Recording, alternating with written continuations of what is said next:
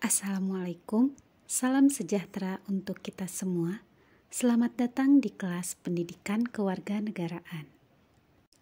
Pada video kali ini, kita akan membahas materi kasus-kasus pelanggaran hak dan pengingkaran kewajiban warga negara. Subpokok yang akan kita bahas sekarang yaitu substansi hak dan kewajiban warga negara dalam Pancasila, kemudian kasus pelanggaran hak dan pengingkaran kewajiban warga negara, serta penanganan pelanggaran hak dan pengingkaran kewajiban warga negara.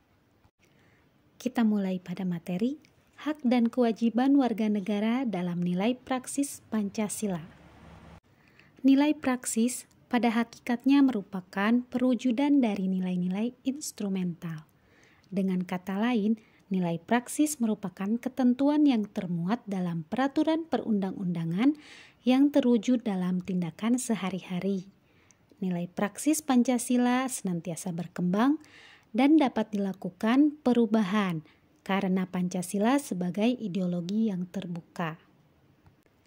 Nilai praksis dalam sila pertama, yaitu bangsa Indonesia menyatakan kepercayaannya dan ketakwaannya terhadap Tuhan Yang Maha Esa, mengembangkan sikap hormat menghormati dan bekerja sama antar pemeluk agama dan penganut kepercayaan yang berbeda-beda, membina kerukunan hidup antar umat beragama, tidak memaksakan suatu agama dan kepercayaan terhadap orang lain. Nilai praksis dalam sila kedua, memperlakukan manusia sesuai dengan harkat dan martabatnya sebagai makhluk Tuhan Yang Maha Esa.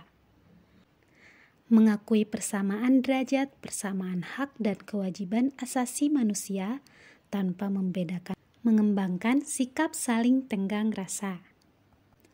Berani membela kebenaran dan keadilan. Nilai praksis dalam sila ketiga, mampu menempatkan persatuan dan kesatuan serta kepentingan dan keselamatan bangsa dan negara sebagai kepentingan bersama di atas kepentingan pribadi dan golongan. Mengembangkan rasa cinta kepada tanah air dan bangsa. Mengembangkan rasa kebanggaan berkebangsaan dan bertanah air Indonesia. Nilai praksis dalam sila keempat, mengutamakan musyawarah dalam mengambil keputusan untuk kepentingan bersama. Tidak boleh memaksakan kehendak kepada orang lain. Menghormati dan menjunjung tinggi setiap keputusan yang dicapai sebagai hasil musyawarah. Musyawarah untuk mencapai mufakat diliputi oleh semangat kekeluargaan. Keputusan yang diambil harus dapat dipertanggungjawabkan secara moral kepada Tuhan Yang Maha Esa. Nilai praksis dalam sila kelima, mengembangkan sikap adil terhadap sesama, menjaga keseimbangan antara hak dan kewajiban, tidak menggunakan hak milik untuk usaha-usaha yang bersifat pemerasan terhadap orang lain. Dalam pelaksanaannya, Pancasila menghadapi pelanggaran hak dan pengingkaran kewajiban. Apa yang menjadi penyebabnya? Mari kita simak berikut ini. Sikap egois atau terlalu mementingkan diri. Rendahnya kesadaran berbangsa dan bernegara. Sikap tidak toleran. Penyalahgunaan kekuasaan. Ketidaktegasan aparat penegak hukum dan penyalahgunaan teknologi. Kasus pelanggaran hak warga negara diantaranya dapat dilihat dari kondisi berikut ini.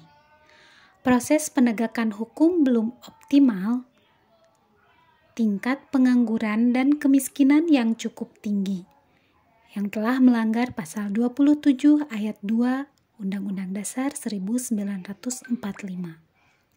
Makin merebaknya kasus pelanggaran hak asasi manusia, melanggar pasal 28A hingga 28J UUD 1945.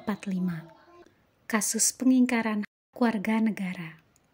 Pengingkaran kewajiban warga negara banyak sekali bentuknya, mulai dari yang sederhana sampai yang berat. Di antaranya adalah membuang sampah sembarangan, melanggar aturan berlalu lintas, merusak fasilitas negara, tidak membayar pajak, dan tidak berpartisipasi dalam usaha pertahanan keamanan. Lalu, bagaimana upaya pemerintah dalam penanganan kasus?